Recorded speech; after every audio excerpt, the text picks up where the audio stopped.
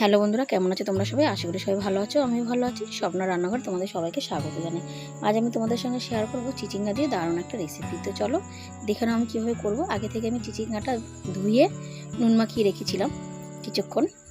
এবার কড়া বসিয়ে দিয়েছি। কড়া গরম হয়ে গেছে, দিয়ে দেবো সাদা তেল। তোমরা এটা সর্ষের তেলও করতে পারো। ফোড়নে দেবো রাঁধুনি, আর দেবো রসুন কুচি, দেবো 3টে চেরা কাঁচা লঙ্কা। এবার রসুন কুচি আর চেরা কাঁচা লঙ্কাটা একটু ভেজে নিতে হবে। তোমরা চাইলে এর মধ্যে চিংড়ি মাছও দিতে পারো, চিংড়ি মাছ দিলে স্বাদ আরও ভালো আসবে। এবার চিচিঙ্গাটা আমি জল ঝরিয়ে রেখেছিলাম, দিয়ে দিলাম। স্কিপ হয়ে গেছে। এবার ভালোভাবে নাড়াচাড়া করে নেব।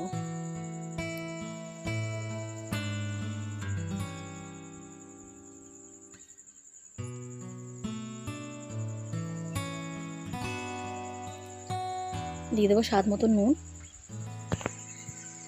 দেব হলুদ গুঁড়ো। আবারও ভালোভাবে নাড়াচাড়া করে নিতে হবে।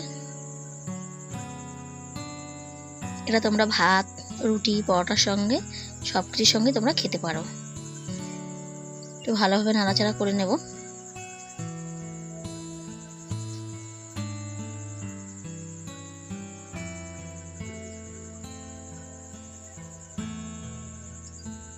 এবার ঢাকা দিয়ে আমি 5 থেকে 6 মিনিট আমি রান্নাটা করে নেব।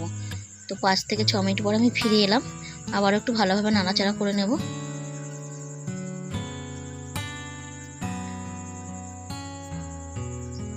একদম সিম্পল রান্না, কিন্তু খেতে দারুণ স্বাদ হয় এর।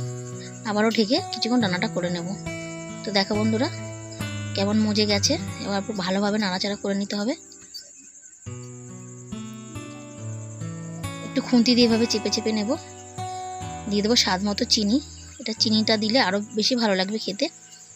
তো আবার একটু ভালোভাবে নাড়াচাড়া করে মিশিয়ে নেব ভালোভাবে। তো দেখো বন্ধুরা পুরোপুরিভাবে আমার রান্নাটা তৈরি হয়ে গেছে। তো বন্ধুরা ভিডিও যদি কোথাও একটু ভালো লেগে থাকে লাইক কমেন্ট শেয়ার করো, আর প্লিজ আমার চ্যানেলটিকে সাবস্ক্রাইব করে পাশে থেকো। তো বন্ধুরা আজ এই অবধি, দেখা হবে অন্যদিন অন্য এক ভিডিওতে। তোমরা সবাই ভালো থেকো, সুস্থ থেকো, টাটা।